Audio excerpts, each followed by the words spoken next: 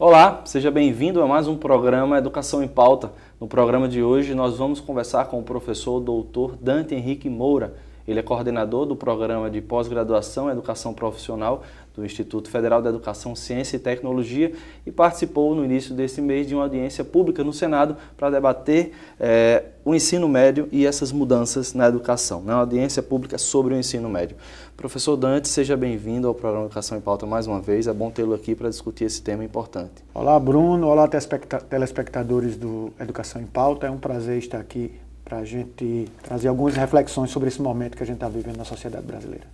Professor, como é que surgiu esse convite da senadora Fátima e como é que foi articulada essa sua ida? Bem, a senadora, como membro da Comissão de Educação do Senado, ela convoca uma audiência pública para discutir o Plano Nacional de Educação e o ensino médio, como parte do processo de acompanhamento do atual Plano Nacional de Educação. E, evidentemente, nesse momento atual, em que tem medidas muito significativas, né, na cena brasileira, no sentido de reconfigurar o Estado brasileiro na direção da radicalização da perspectiva neoliberal, a proposta de reforma do ensino médio também está nesse contexto. Então, esse foi o contexto da discussão.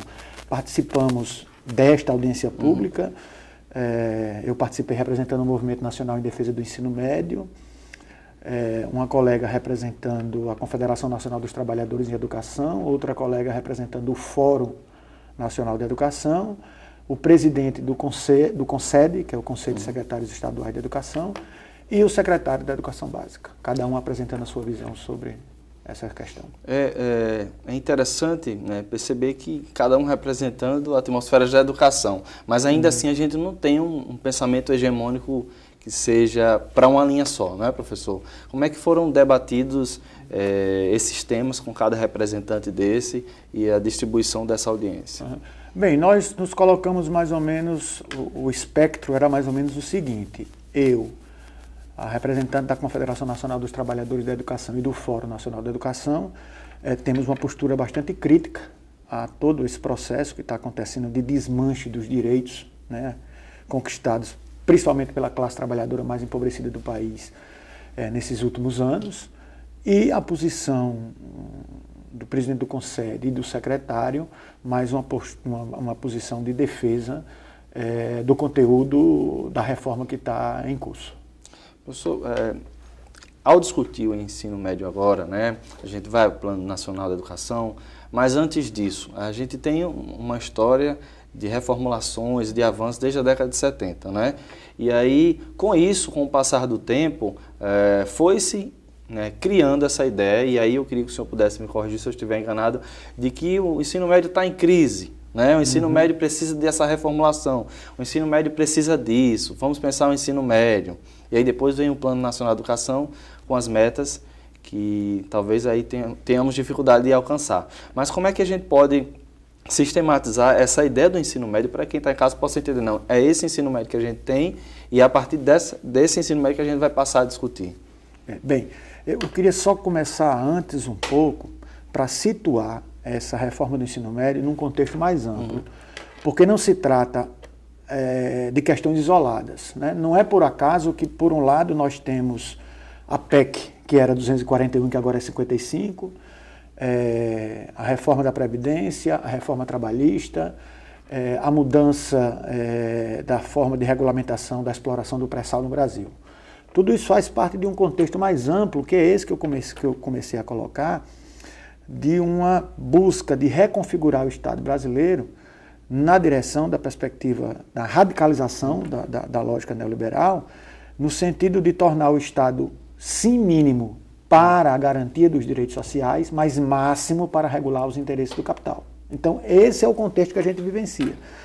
Ou seja, a negação de um projeto de governo que veio aí nas últimas décadas concedendo e democratizando o espaço, né, professor? Avanços, houve problemas, evidentemente, no governo que foi deposto, mas houve avanços significativos. E é exatamente uma caça a esses avanços que está em pauta hoje na sociedade brasileira. Por exemplo, a PEC 55, né, que era 241. O DIEESE fez um estudo de que se ela tivesse entrado em vigor em 2002, no período de 2002 a 2015, deixariam de ter sido investidos em saúde neste país cerca de 297 bilhões de reais. E em educação, 377 bilhões de reais. Com isso, dá para a gente prever o que é que vem pela frente, caso essa emenda constitucional ela seja materializada. E talvez percebendo nesse período, sem esse investimento, o que a gente não teria? Exatamente. Imagina, retirar 377 bilhões de educação nos últimos 13 anos, o que é que significaria? Seria possível, por exemplo, a expansão da Rede Federal de Educação Profissional e Tecnológica? Seria possível a expansão das universidades públicas? Provavelmente, seguramente não. E o acesso ao nível superior com projetos como ProUni, por exemplo? Também estariam comprometidos. Também estariam comprometidos. Então, por exemplo, essa é uma medida clara de regressão social. E quem é que vai ser penalizado? Exatamente aqueles que foram os beneficiados nos últimos anos. Então, o alvo é exatamente esse, que é a grande maioria da sociedade brasileira. Uma outra medida que faz parte desse conjunto é o projeto de lei 4567 deste ano, 2016, não por acaso de autoria do atual ministro das Relações Exteriores e senador licenciado José Serra. Qual é o conteúdo desse projeto de lei? O pré-sal, como nós sabemos, o petróleo do pré-sal, há uma obrigatoriedade no regime de partilha de que a Petrobras participe de todos os processos. Então, o projeto de lei 4567, ele é no sentido de retirar da Petrobras o direito e a obrigação de participar. Ou seja, abrir para o grande capital internacional, por pressão desse grande capital internacional, principalmente dos Estados Unidos da América, o acesso a essa riqueza, que é uma riqueza da sociedade brasileira. Então, é um projeto que vem contra o projeto de soberania nacional. Então, faz parte dessa mesma lógica de diminuir os direitos sociais, atacar os direitos sociais, porque lá no pré-sal tem recursos destinados à educação e à saúde. Ora, se você vai abrir isso para o capital internacional, significa diminuição desses recursos para as áreas sociais. Mas, ao mesmo tempo que é deixar o Estado, se pode ainda, mais mínimo para os direitos sociais, mas máximo para regular os interesses do capital. E as outras medidas também em curso são a reforma da Previdência e a reforma trabalhista de amplo domínio, que são todas no sentido de atacar direitos garantidos e conquistados historicamente há várias décadas pela população brasileira. Ou seja, é um desmonte, né? É um desmonte do Estado brasileiro. De um modelo que perfeitos não era, né? Mas que vinha transformando, né, uma sociedade ao ponto de mudar, inclusive, a pirâmide etária, né? Passou a ser um losango. E, professor, como é que foi, então, essa discussão, por exemplo, com a participação do Rocieli Soares da Silva, que foi o secretário da Educação Básica, né? A gente tem o lado de um governo do MEC, mas a gente tem esse outro lado da ciência, o lado de uma representação para pensar o ensino médio, para lutar por esse ensino médio. Como é que foi esse debate em si? O debate, como eu coloquei, né, tínhamos 5 debatedores com posições assim claras e posições antagônicas, né? A representação da Confederação Nacional dos Trabalhadores da Educação, eu e a representante do Fórum Nacional da Educação, numa postura bastante crítica em relação a esse contexto todo e mais especificamente com relação à medida provisória. E o secretário de Educação Básica e o presidente do CONSEB, numa posição de fazer algumas críticas pontuais, mas concordando em linhas gerais com o conteúdo da medida provisória. E aí, a grande pergunta que orientou a nossa reflexão foi: existem motivos verdadeiros para reformar o ensino médio? E evidentemente sim, que há motivos verdadeiros para reformar o ensino médio na direção da garantia do direito igualitário à educação para todos. O problema é que onde deve incidir essa reforma do ensino médio? E aí nós elencamos uma série de aspectos pelos quais são necessários. Por exemplo, é necessário reformar o ensino médio para que as escolas de ensino médio desse país tenham condições efetivas de funcionamento. Tenham prédios adequados, laboratórios adequados, biblioteca, quadra esportiva, espaço para atividade artístico-cultural. E, sobretudo, o senhor coloca das estaduais. Me referindo fundamentalmente às escolas estaduais. Públicas, né? As escolas estaduais. Por exemplo, é necessário reformar porque é necessário que os professores tenham uma carreira e uma remuneração dignas. É necessário reformar para que haja processo de formação continuada desses professores, né? Então, é necessário reformar para que efetivamente o princípio constitucional da gestão democrática da escola pública ele seja materializado. E uma questão garantia, importante, né, da democratização. É claro que a gente tem que pensar a democratização da gestão por dentro, como é que estão sendo administradas as escolas, mas o princípio mais contundente da gestão democrática é o fato de todos terem direito à educação. E essa educação de forma igualitária para todos e financiada pelo Estado brasileiro. Então é necessário reformar o ensino médio por isso. E finalmente é necessário reformar o ensino médio por uma coisa que parece tão óbvia, mas que não é óbvio, porque na prática não acontece. É necessário reformar o ensino médio porque é necessário que todas as escolas tenham professores de todas as disciplinas e que os professores que atuam em cada uma das disciplinas tenham formação para atuar naquela disciplina e não tenham um vínculo precário, tenham um vínculo efetivo, porque isso não existe hoje nas redes públicas. Tem a formação, né? Isso é importante, porque às vezes você tem um professor com uma formação e aí tem que se dividir, né? Matemática e física, claro, né? Claro. Ou então até um pedagogo que vai atuar nessas Então, áreas. eu diria que esses são os motivos verdadeiros para se reformar o ensino médio. Mas existem também os motivos que são anunciados, né? Mas é preciso a gente ver que dos motivos que são anunciados, a verdadeira intencionalidade que está por debaixo disso, que está no profundo, não é o que é anunciado. Às vezes é um discurso que é levantado, é um discurso bonito, por exemplo, né? Vou flexibilizar disciplinas, exatamente, né? Aí. Eu vou com essa... E até além desse discurso, também é um mecanismo, né, professor? Que é um mecanismo que não tem uma... Autoritário. Muito autoritário, né? Já tem uma... Professor, a gente vai precisar fazer um breve intervalo, porque esse tema é muito importante, né? Para a gente não ter que cortar essa parte, mas a gente volta já já. E você de casa, não sai daí, voltamos com o segundo bloco do programa Educação em Pauta. Até já.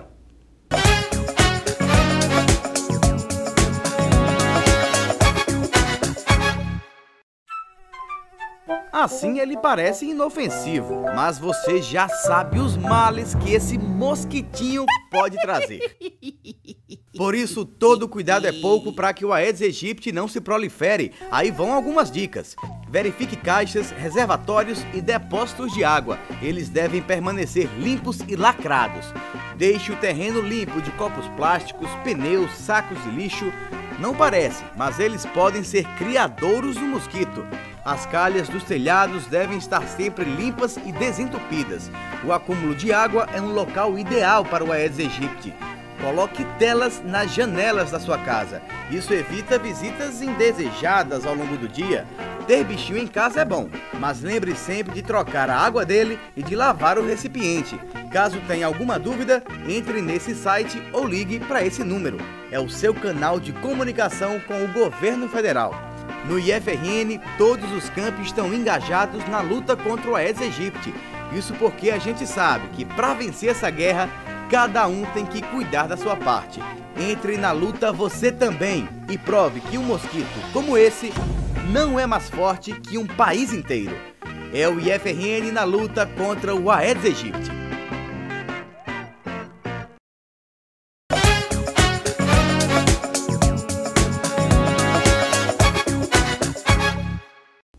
Voltamos com o segundo bloco do programa Educação em Pauta. Eu continuo a conversar com o professor Dante Henrique Moura. Ele participou no início do mês de uma audiência pública no Senado sobre o ensino médio e a educação no país. Professor, efetivamente, né, a gente terminou o primeiro bloco falando sobre essa ação quase que ditatorial, né, de uma pauta ser direcionada a partir dessa medida provisória. Eu queria que o senhor pudesse sinalizar, então, quais são os principais argumentos, tendo em vista que colocar na mídia, dizer que vai flexibilizar o currículo, que vai aumentar a carga horária, aí depois tem a discussão de que vai tirar algumas disciplinas, a educação física, e depois volta atrás, dentro dessa atmosfera da educação com a medida provisória, o que a gente pode apresentar para o telespectador, então, como os principais argumentos a favor, por enquanto, por exemplo? Certo. O que eles dizem ser positivos, né? argumento anunciado, né, que aí a gente precisa depois aprofundar para ver se é isso qual mesmo. é a intenção, porque a intenção nem sempre, nesse caso seguramente não é o que é anunciado, mas o que é anunciado é o seguinte: ele se parte de um diagnóstico de que a situação do ensino médio é difícil, é complicada, que o ensino médio não apresenta os resultados esperados e que esse diagnóstico é verdadeiro, mas a partir do diagnóstico, que é coerente, né, dos problemas do ensino médio, o que se propõe como solução é que é o grande problema. Porque a solução seria enfrentar aqueles problemas que eu já coloquei no bloco anterior. Essa é a grande reforma que precisa do ensino médio. Mas se parte de um diagnóstico das dificuldades do ensino médio, que são reais, e se assume o pressuposto de que o problema do ensino médio é um problema curricular. E não é curricular. A gente já mostrou no bloco anterior. Se o problema do ensino médio fosse curricular, ele já tinha sido resolvido há muito tempo, porque dos anos 1970 para cá nós já tivemos 3 ou 4 reformas curriculares do ensino médio. E o ensino médio continua com problema. Porque o que é verdadeiramente o problema, que são as questões estruturais, não são atacadas. E aí nós vamos, se anuncia, né, que o problema é curricular, que... Para tampar o sol com a peneira, mais uma vez. Mais uma vez, você, na verdade, está enganando a população, está mascarando a realidade mais profunda da população. Então, esse pressuposto é um pressuposto, eu diria, para ser mais ameno, entre aspas, equivocado. Né? Não é equivocado porque quem está promovendo sabe qual é a essência do problema. Mas como a intenção não é resolver efetivamente o problema, ou resolver numa determinada direção, que não é aquela que interessa a maioria da população, se mascara o problema dizendo que o problema ele é curricular. Né? E aí entra o discurso esse, qual é o grande discurso? O discurso é flexibilizar o ensino médio para torná-lo mais atrativo para o jovem, dizendo que o ensino médio não é atrativo para o jovem porque tem muita disciplina, porque tem 13 disciplinas e precisaria diminuir o número de disciplinas para torná-lo mais atrativo. Ora, esse discurso é um discurso, em certa medida, falacioso. Por quê? Porque ele não é apoiado em nenhum estudo que o fundamente. Não tem nenhuma pesquisa séria desenvolvida com os estudantes do ensino médio desse país atrelando a evasão escolar, que diga isso, né? majoritariamente que o problema do ensino médio de não ser atrativo é porque tem muitas disciplinas. Não tem nenhuma pesquisa séria nesse sentido. Você tem até pesquisas que sinalizam isso, mas não como o maior problema. Entretanto, nós temos pesquisas que mostram que os grandes problemas são aqueles problemas estruturais que a gente mostrou. Foi isso que disseram os estudantes do movimento de ocupação do ano passado, no estado de São Paulo, e o que estão dizendo os estudantes nas várias ocupações ao longo desse país o tempo todo. Então, é um discurso que apela para o senso comum, né? Não tem profundidade, né? Não tem profundidade, então ele é ideológico. É no sentido de desqualificar o ensino médio para poder impor uma reforma em uma determinada direção que não é absolutamente o da flexibilização. Ao contrário, é um engessamento do currículo da escola pública e uma diminuição do direito aos conteúdos das ciências, das letras e das artes para os estudantes da escola pública estadual desse país. Porque vai reduzir o que é trabalhado hoje em 3 anos, vai reduzir para 1 ano e meio. Mas aqueles conteúdos que são exigidos, que servem de parâmetro para o acesso ao ensino superior, não vão ser modificados. Continuarão sendo os mesmos, baseados nas ciências, nas letras e nas artes, que hoje são em 3 anos, serão reduzidos para 1 ano e meio. Mas isso na escola pública. A escola privada não vai fazer isso. E como a escola privada não vai fazer isso, qual é o efeito que isso vai produzir? Uma radicalização entre a diferença da educação para os pobres. Vai agravar ainda mais a diferença, né, a desigualdade, não é diferença, é mais do que diferença, é desigualdade. Né? Vai aumentar a desigualdade entre o tipo de educação a qual a classe trabalhadora mais empobrecida desse país, que estuda na escola pública estadual, tem, e aqueles que ocupam uma melhor posição. Ou seja, segregar ainda mais. Segregar ainda mais. A gente já teve outras entrevistas que discutiram a questão da formação humana, né? E você vai negar a formação da sensibilidade, da arte, né? Exatamente. E a reforma ela coloca como obrigatório apenas 3 disciplinas. A lei traz uma coisa completamente esdrúxula, que é dizer a carga horária máxima do currículo. O currículo sempre é definido em função de uma carga horária mínima. E a partir do mínimo, cada sistema, cada escola vai fazendo aquilo que compreende como mais adequado. Não, essa medida provisória traz que o conteúdo da base curricular nacional comum, que será aquilo que todos terão acesso nas ciências, nas letras e nas artes, será de, no máximo, 1.200 horas, que corresponde a 3 semestres de 400 horas. Então, reduzindo, evidentemente, o acesso dos estudantes das classes populares ao conteúdo do ensino médio. E aí, o outro 1 ano e meio, que é restante, entra a história das ênfases, né? E aí é uma outra reflexão para fazer, para a gente mostrar como é falacioso o discurso da flexibilização. Porque, veja bem, as ênfases significa que se for para toda a escola oferecer para o estudante as 5 ênfases, se justificaria a questão da flexibilidade. Mesmo com essa crítica que se faz ao modelo reducionista. Mas mesmo assim, poderia ter algum sentido o discurso da flexibilidade. Só que isso não vai ser feito. Por que é que não vai ser feito? Porque a PEC 55 não permite, porque a PEC 55 implica em congelamento dos investimentos, que na prática não vai ser congelamento, vai ser redução. Porque a população continua crescendo, o acesso à educação continua crescendo e os recursos congelados, né? Praticamente congelados. Muito bem.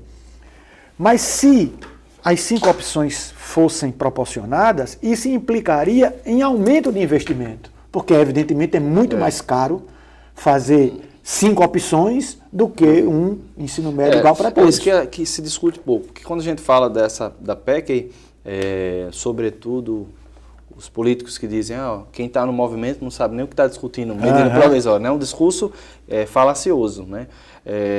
Mas na verdade a gente discute pensando só no aluno, vai mudar o professor, vai mudar a formação do professor, termina mudando a escola, muda uma estrutura da educação maior, né, professor? Claro, não é só a questão do aluno ou do tempo que ele está na sala de aula. E aí um outro discurso que vai ao encontro do que você está colocando, que também cai por terra pela questão da PEC 55, porque ela é que diz qual é a intencionalidade, né? A intencionalidade não é aumentar o investimento, a intencionalidade é reduzir o investimento em educação e, portanto, operar no sentido de empobrecer mais ainda o ensino médio e não de melhorar e não de torná-lo mais flexível, né? Então, a PEC 55, ela dá efetivamente qual é a verdadeira intenção. Aí, veja bem, uma outra medida importante no conjunto da medida provisória é a ampliação da escola em tempo integral. Ora, uma escola em tempo integral deixa de ser uma escola que funciona só um turno para funcionar o dia todo. Evidentemente, isso implica em mais recursos. Ora, mas como fazer essa escola em tempo integral diminuindo o investimento? Fazendo de forma precarizada. Ou seja, sucatear a educação. Sucatear a educação. Lugar de você criar mecanismos através dos quais você vai melhorar, a educação, você vai sucatear, né? Exatamente. Terminar de desmontá-la. Professor, dentro dessa discussão, a gente pode pensar também no Plano Nacional da Educação, né? Com essa PEC, né, o que acontece com as metas do Plano Nacional da Educação?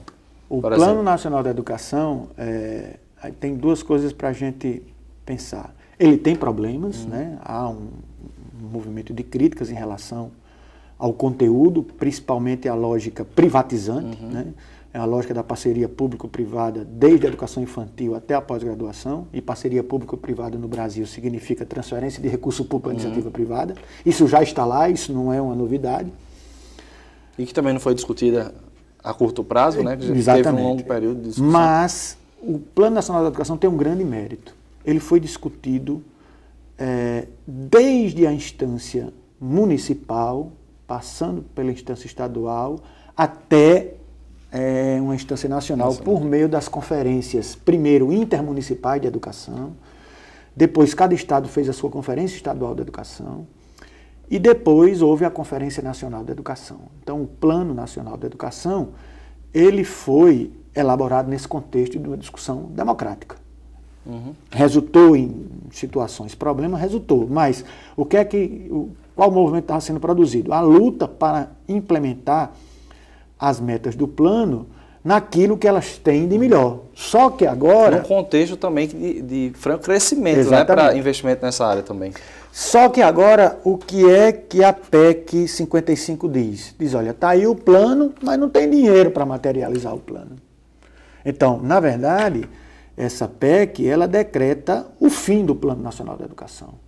Porque é impossível alcançar as metas que estão lá previstas num contexto de congelamento dos investimentos na área da educação. Então, na prática, a materialização da PEC, que era 241 e que agora é 55, significa o comprometimento das metas do Plano Nacional da Educação, principalmente a meta 20, que é básica para todas as demais, que a meta 20 é a meta da ampliação dos investimentos em educação até o final da vigência do plano para 10% do PIB.